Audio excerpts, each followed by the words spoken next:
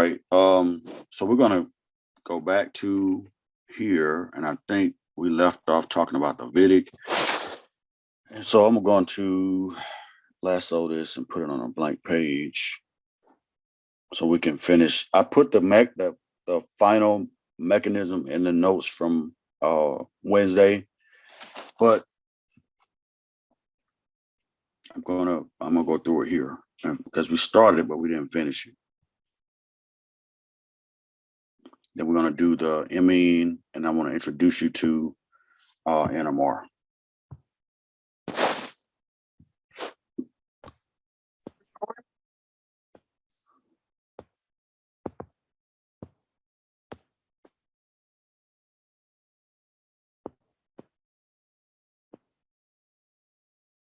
Oh, hold up.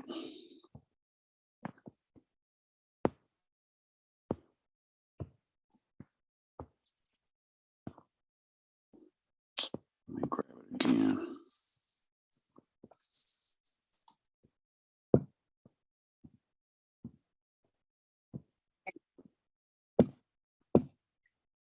All right. So with the Vedic, I think the last thing that we talked about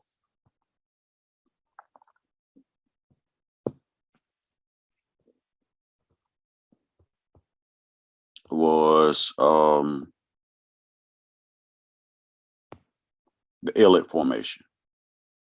We talked about also about the reaction itself and what it's used for. The Vedic is used to convert aldehydes and ketones into alkenes. So we talked about that part, but we didn't finish talking about the mechanism.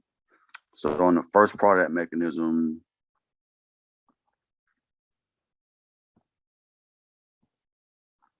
I mentioned that the first thing you had to do was actually make the Illit. So I'll recap that.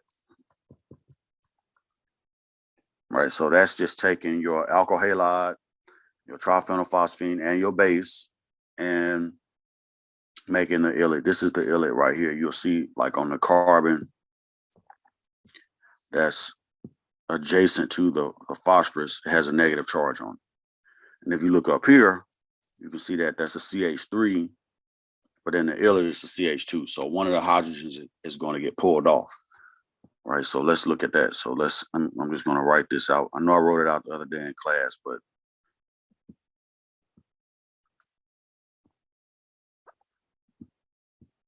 so that's that plus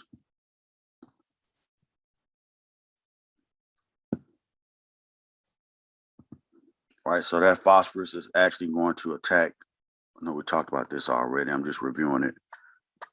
The alkyl halide. Right, it's just a SN2 type substitution. Something that we're familiar with. And then that'll give me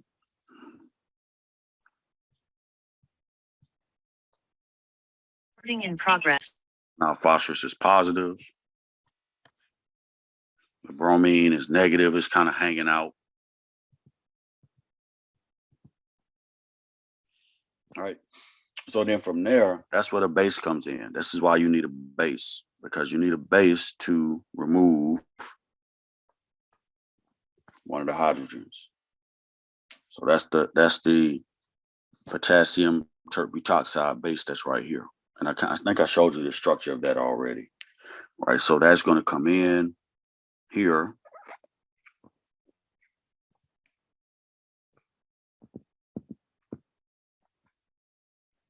And do proton transfer. Right. So the substitution followed by proton transfer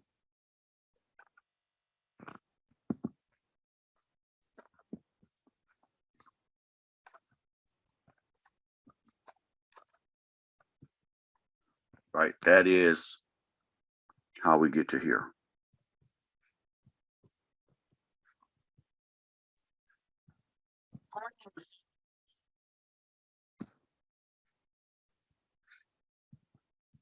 And sometimes you'll see the Illit actually written as its resonance form, because you can do resonance here.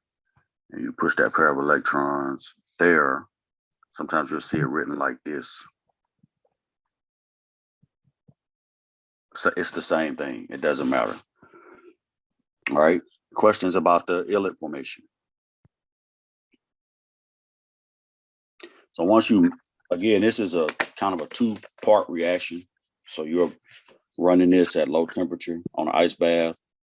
Your triphenylphosphine is a solid. So you have that, dissolve it up in a solvent, and then you syringe in your alkyl halide. You go to lunch, you come back, your illet is ready.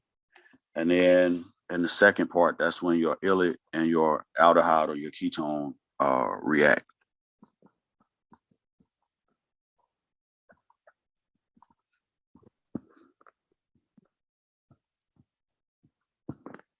Right, only aldehyde or ketone. Right, the esters, that's a different react. You can do a Vidic on an ester, but it's a different type of reaction.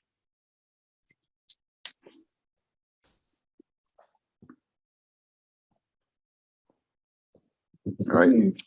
So now I'm going to take that illet and I'm going to write this out so that you can kind of follow it. So I'm going to write it like this. So this is, that's negative H, and then this is going to now react with your, let's take the aldehyde. That's going to react with that aldehyde. So the illet in essence is a nuclear, everything comes down to this. Hopefully y'all catching that at this point. Like I keep reinforcing it because every relationship, organic, is going to, every reaction is going to come down to a nucleophile reacting with an electrophile. So this is my nucleophile, that's my electrophile. When it attacks, of course, you're going to attack here. This is one of the few instances where you don't get necessarily get a tetrahedral intermediate, like when you attack a carbonyl. It may, well, I'm going to show it, but in reality, and this is one of those reactions. This is why when you say propose a mechanism, that's why it's always propose a mechanism, because unless you have definitive proof of every single species in a mechanism, and you can't say, you know, with 100% certain this is what it is, you just say it's plausible or it's possible. All right, so I'm going to show here, you get this intermediate. So now you have a bond between the two carbons. So the carbonyl carbon,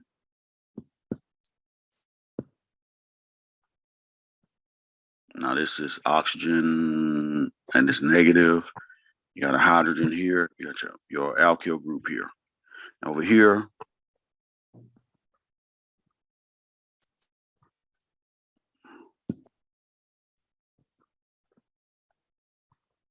that's positive. This is a debated part of this mechanism. It's actually been disproven by an organic chemist by the name of Peter Whiff. But I'm not going to talk about his proposal, his mechanistic proposal, because it's beyond the scope of the class for now.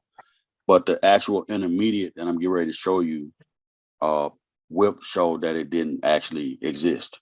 But this is what has been proposed for decades in studying the Vidic.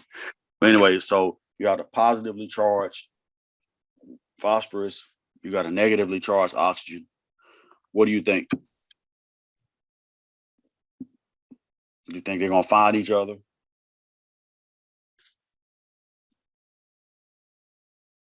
All right, phosphorus actually has an orbital that's empty. So oxygen can actually donate a pair of electrons to it. And this is really what drives the reaction, right? That interaction between phosphorus and oxygen. So now you have this intermediate right here.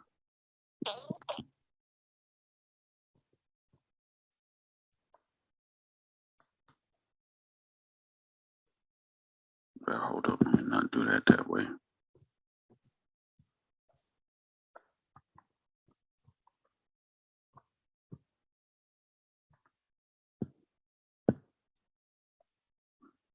right?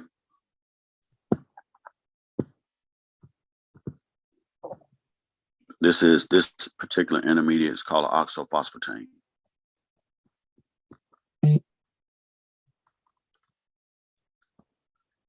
Right?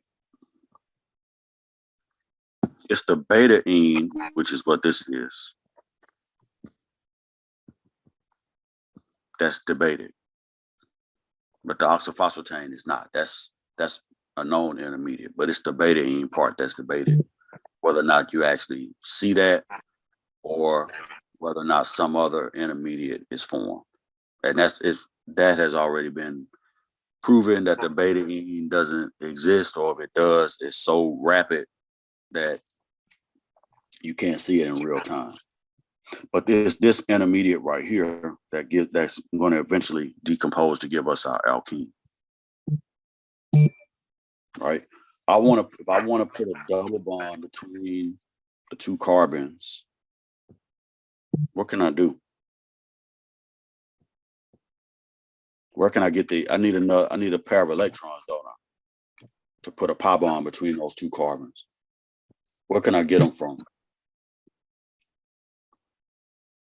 Not oxygen.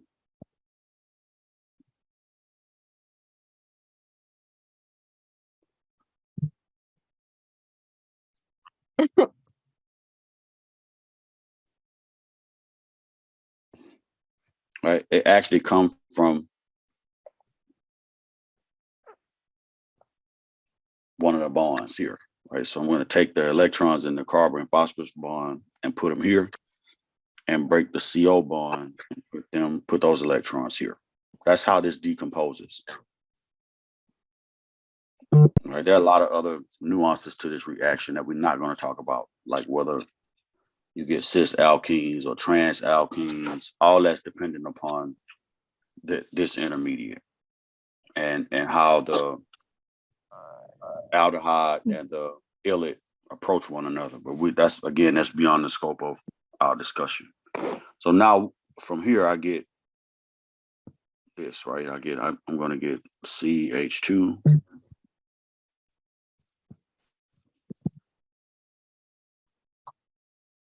So this is my alkene. Then I'm also going to get this.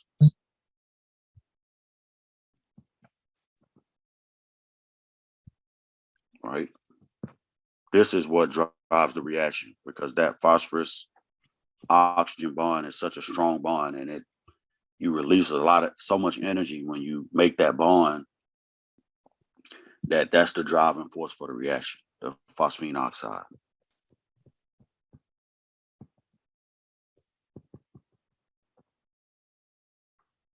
Right? That PO double bond is that strong of a bond. That's the reason why the reaction goes to completion. Right? It's even more energetically favorable than the alkene itself. All right, questions about the Wittig reaction. Another thing here I want to point out as a kind of a shortcut way to think about this. If you notice with the Wittig, right, you have an alkyl halide. Recording in progress. If you want to predict the product, even if you don't know the arrows and the mechanism, you can predict the product by taking the alkyl halide. I'm actually going to write.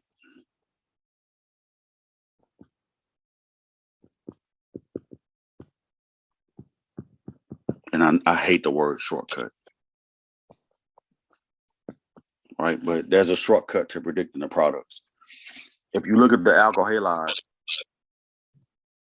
which is CH3Br, and you subtract out, I'm saying subtract because you can't really subtract, but if you remove a HBr, what you're left with is CH2, right? And it's this CH2 that will replace oxygen in your carbonyl. Right? So if you look at the product, you can see that that CH2 is there. So you can do that with any Wittig. Find the carbon where the halogen is bound, and then remove the halogen and one hydrogen, and you'll know what to replace oxygen with. We'll see some other examples in a second. That's kind of a quick and dirty way to think about this. All right. Questions about that?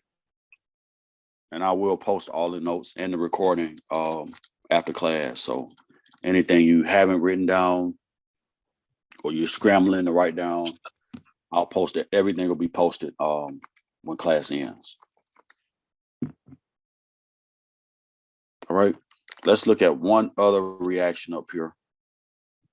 And that is the amide formation is akin to ester formation.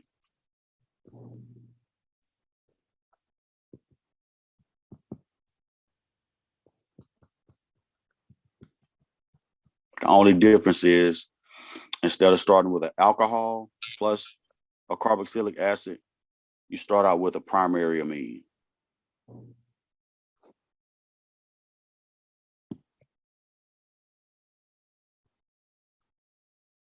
So a primary amine and a carboxylic acid. And you can see in the product, right, your hydroxyl group from your acid is replaced by the nitrogen minus one proton.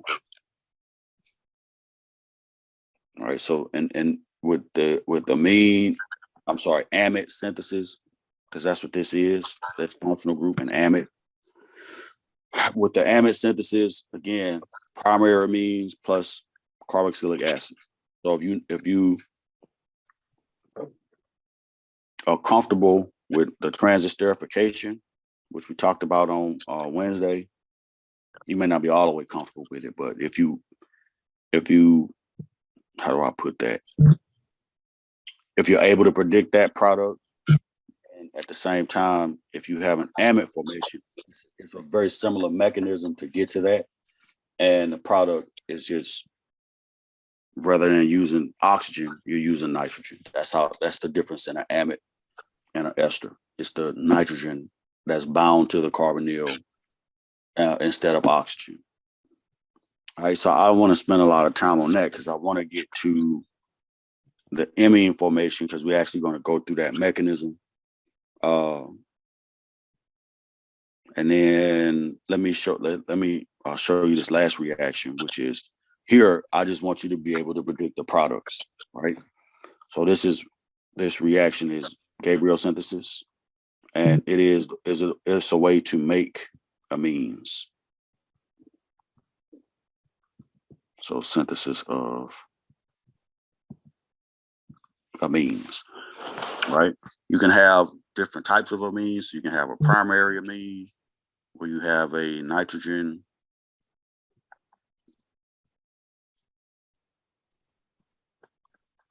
like this, right? This is primary. And then secondary amine where you can kind of follow the progression. It's just like a primary, secondary, and tertiary carbons. So you have a primary, you have a secondary amine where you have a nitrogen, and it will have one hydrogen and then two carbon containing groups on it. And then you can have a tertiary amine that has no hydrogens.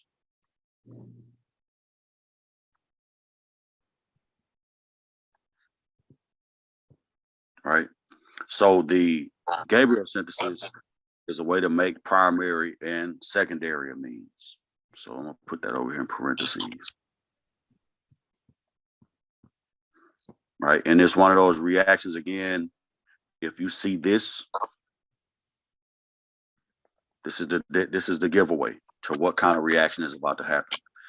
Look at what you have. You have phthalimate, which is here, and you have an alkyl halide in the presence of a strong base like KOH, right? And then when you react phthalimate with the alkyl halide in the presence of that base, you're going to get out a primary amine.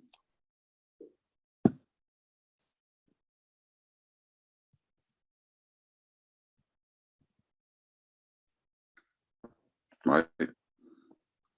So again, this is a flashcard, right? This reaction right here is a flashcard. Don't focus on this part because this is not important. This is a side product. Right. The key is the amine itself. And we got some examples we're gonna look at where we actually make amines. So, but I just really want you to get this as far as what I want you to know from this. I'm not asking you to know the mechanism for this particular reaction, just the outcome. So phthalimate plus an alkyl halide and the presence of a base will give you a primary amine. Right. Remember, for your alkyl halide, R can be any carbon chain. Right. So let's say if this was, let's say if it was butyl bromide, right? Then that means that when I react these two together,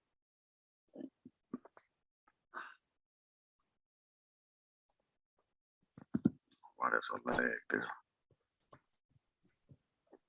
This is what my product would be. So in essence, it's a type of substitution reaction, right? Where your bromine here is going to get substituted out with nitrogen. Now, I'm oversimplifying that, but I'm doing that on purpose. All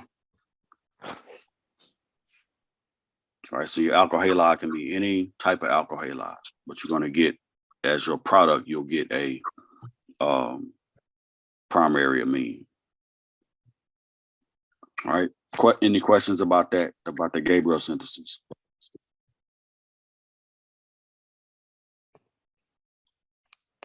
All right. So let's look at the last reaction here, the amine synthesis.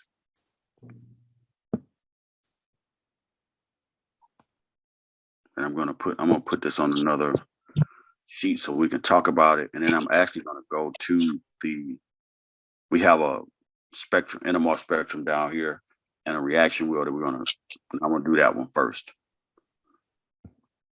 with the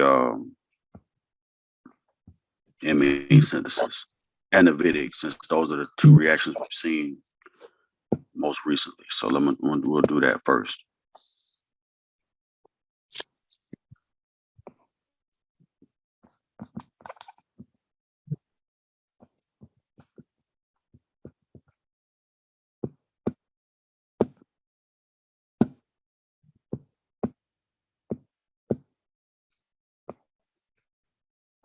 Right, so you can see here, let me crop this out right quick. Right, this functional group is what we call an amine. What do you notice that's different in the product? What do we start out with? We started out with a carbonyl, in this case an aldehyde.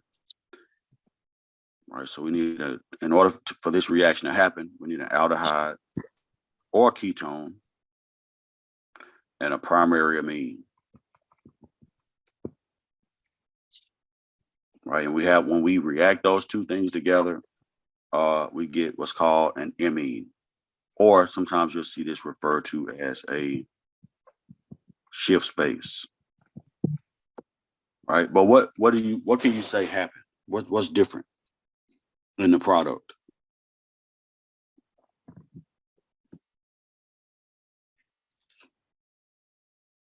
Replacing the oxygen. Oxygen got replaced by what? You're right.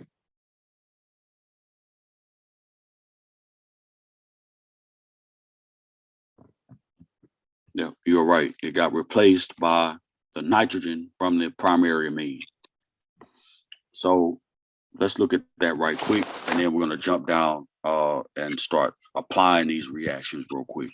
So here we started out with this aldehyde. I'm going to draw it upright.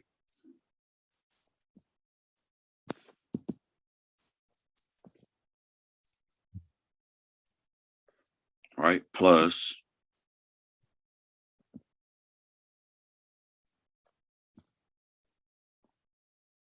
let's just say CH3.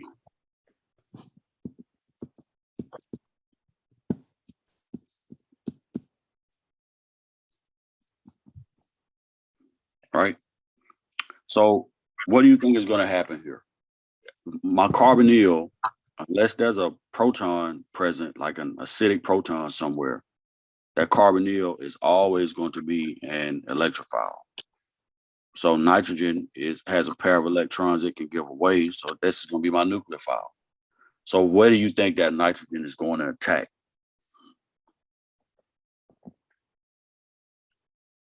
Is it going to attack the oxygen in the carbonyl or the carbon?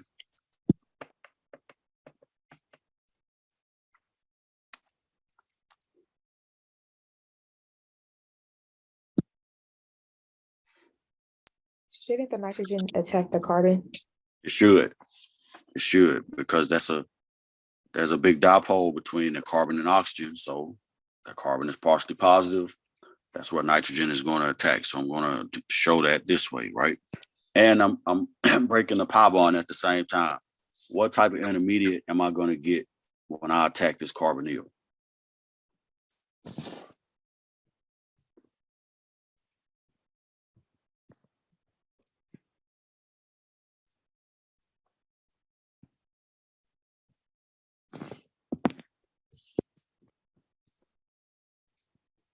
seen this a gazillion times.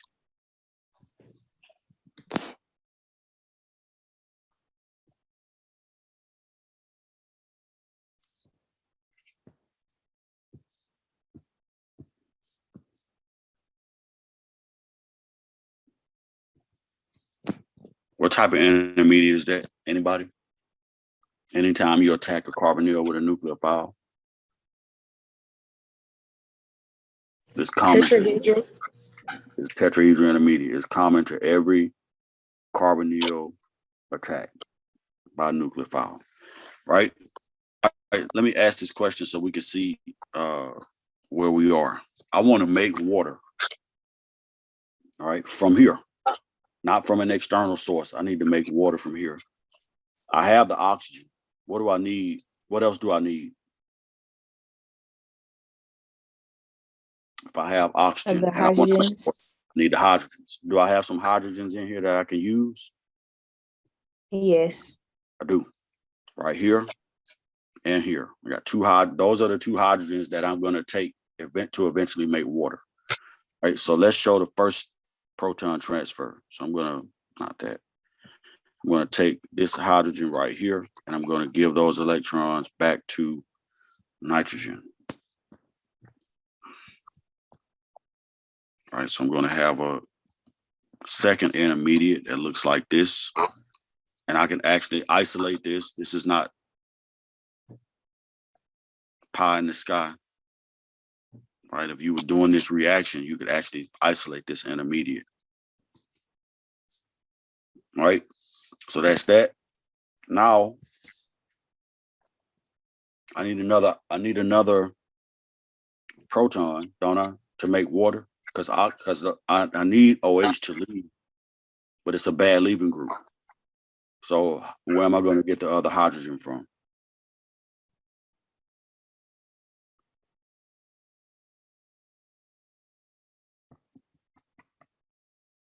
From here? Is that right? Yeah. It's there. Right. The way this is happening is what we call intramolecular,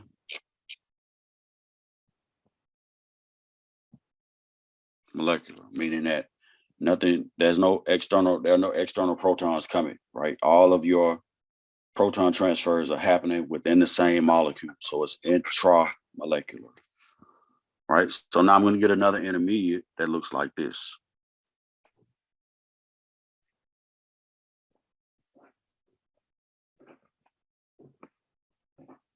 That's that. And then this is now going to be negative.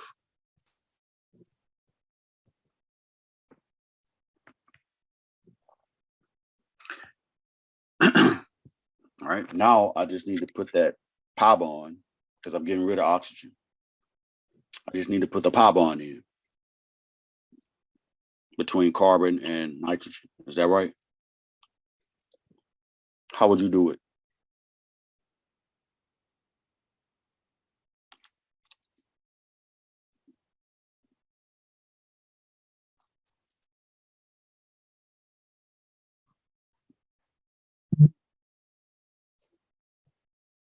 You can move the electrons from nitrogen to make a pop bond, correct? Yes, you can. Right there. Is that right? Yes. And when I do that, what else am I going to do at the same time? Because that carbon can't be hypervalent, right? Can't have 5 bonds to it. So I'm also going to Are you gonna take the hydrogen off? Oh no, kick you're off gonna break up. water. Yeah, the water is a much better leaving group, right? So then that's going to get me to my product, which looks like this.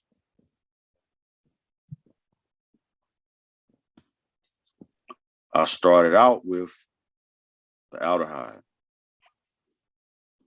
but and I reacted it with, let me clean that up, this primary amine,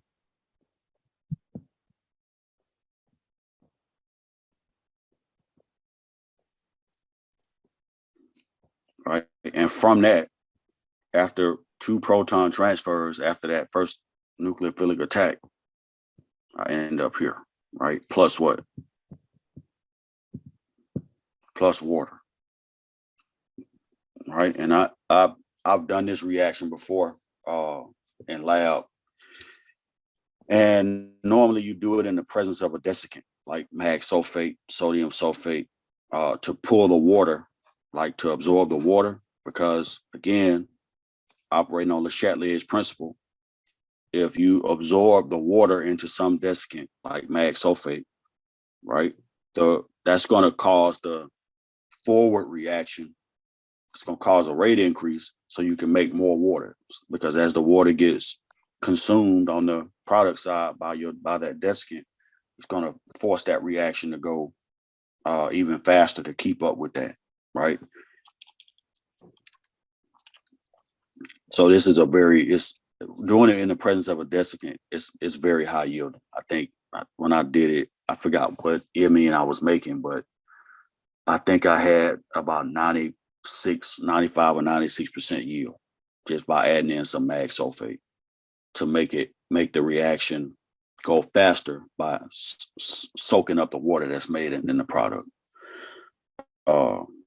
So that's the only other mechanism that we're going to discuss: the amine formation, and then the VIDIC are the only 2 mechanisms that we talked about. We didn't even touch the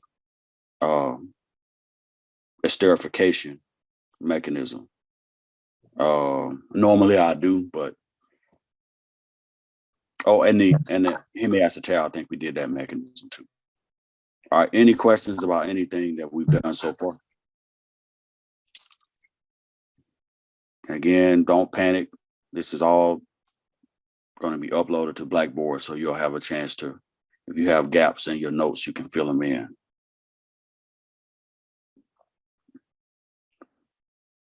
All right. Any questions about anything?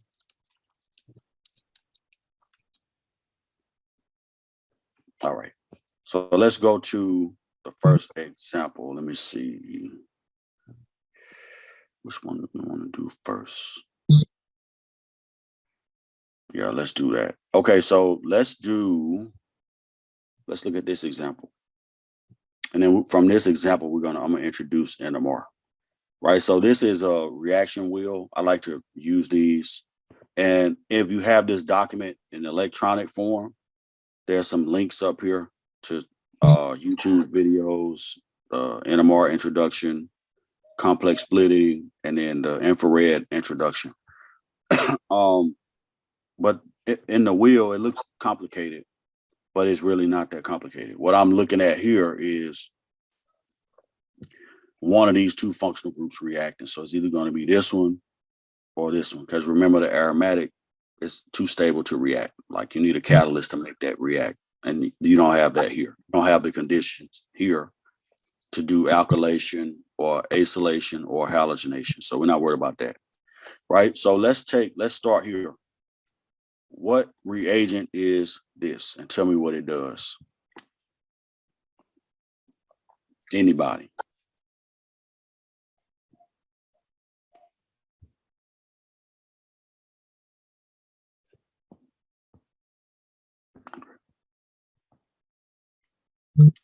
Is that chromic acid? It is chromic acid. What does it do?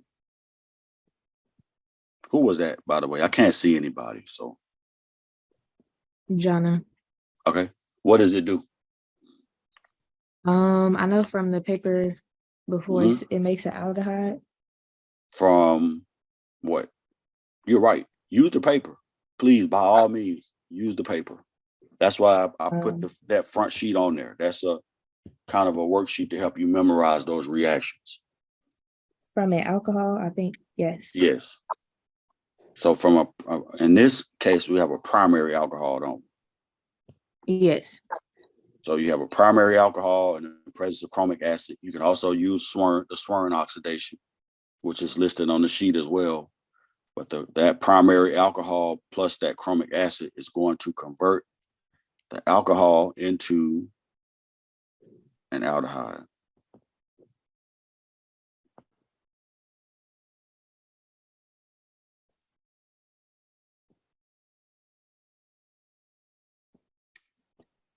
Right? And so what I want to do now is kind of combine the reactions with how you know you have it, right? So there are really basically 4 ways to characterize organic molecules. So you have, and I'm gonna introduce them, and then I got a little video I'm gonna pull up on NMR.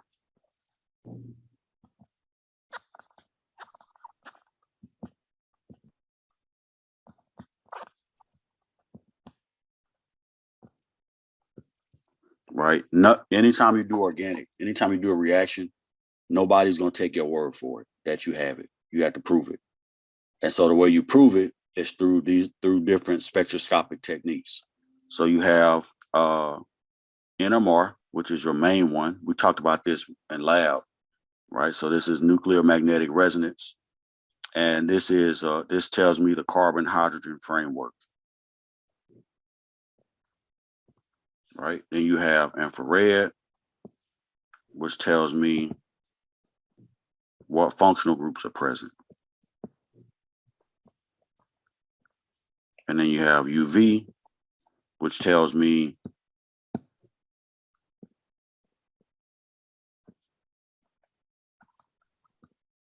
if I have conjugation or pi systems present. And then mass spec, which tells me size and molecular weight.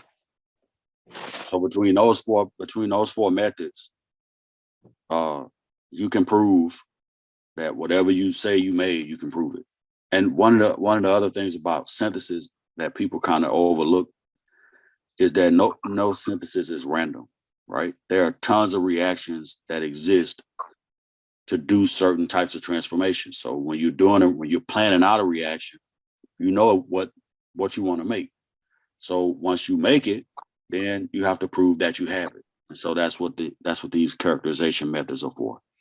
So for this molecule, if we do NMR, proton NMR, there are multiple types of NMR spectroscopy because you can look at different nuclei. But if we do proton NMR, that's what this is. This spectrum is down here. This is the proton NMR spectrum for that product, right? And so what this spectrum is telling me is how many different types of hydrogens are present. So I got a hydrogen here. I'm gonna write them all in. I have a hydrogen here. I have 2 here. I have 1 here. I have 1 here.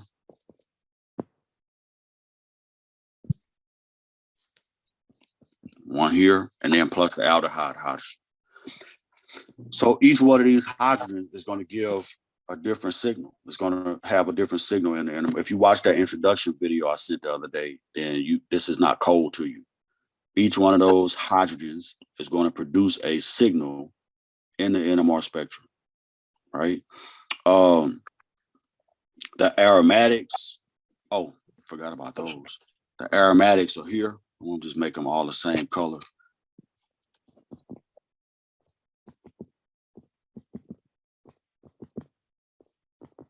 Right, the aromatic protons are here, right?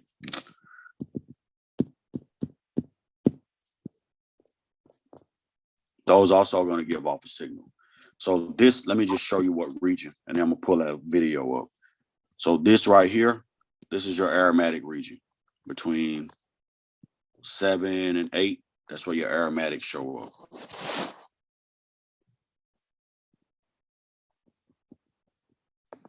And then down here, this is your aldehyde proton.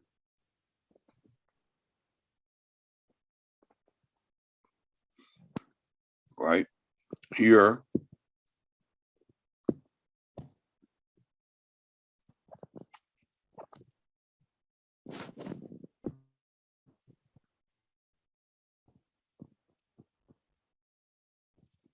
this is where your alkene protons are going to show up.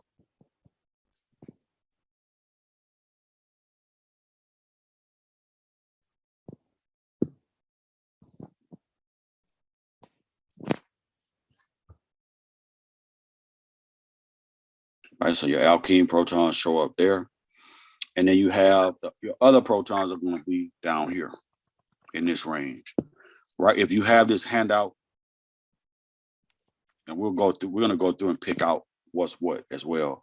If you have this handout, I want you to write this on here. So this is upfield. This is downfield.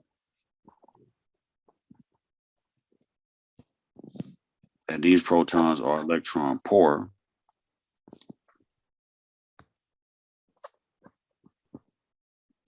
And the protons in the upfield region are electron rich. Very, very nuanced when you say upfield or downfield, right? But the protons that are further downfield are, when I say electron poor, they're closer to electronegative atoms.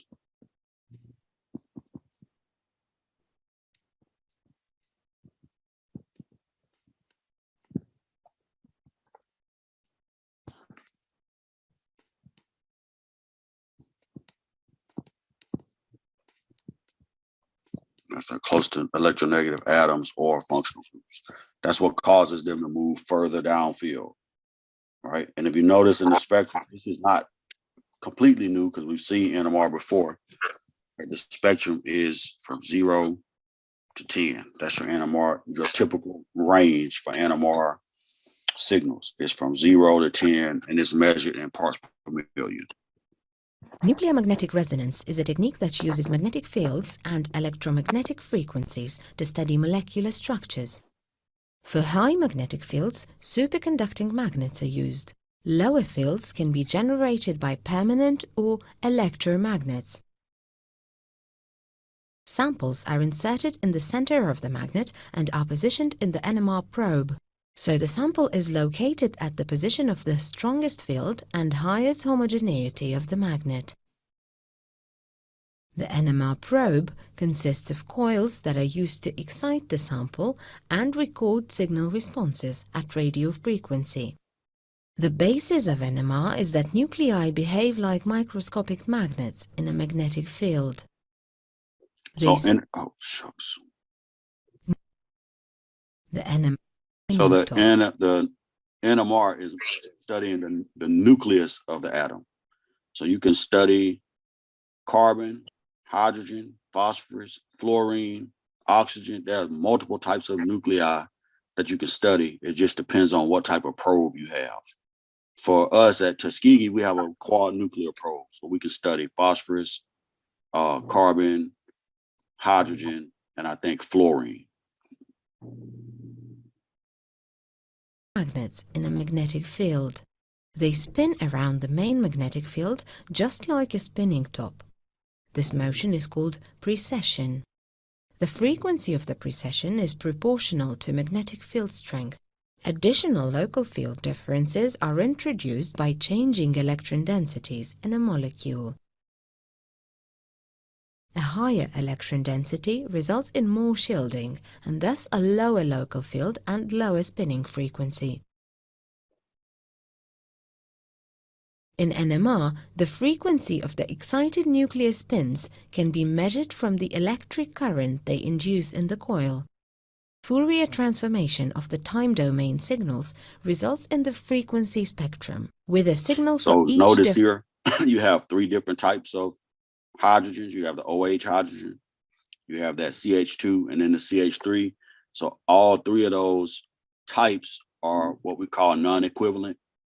So you're going to see three signals. nucleus.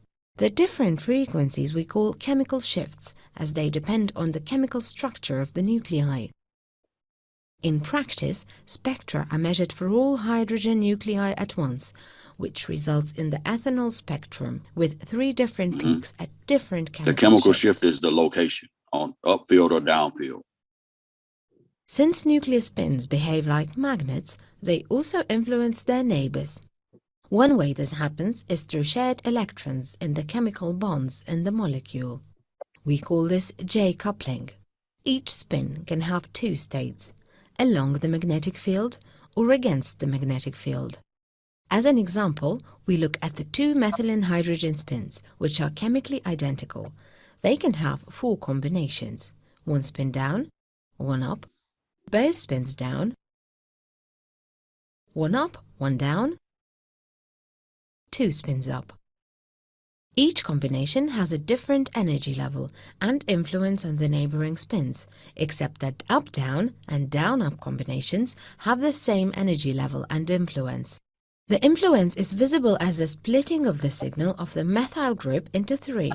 This is called a multiplet. Likewise, the three methyl hydrogen spins split the methylene response into four signals.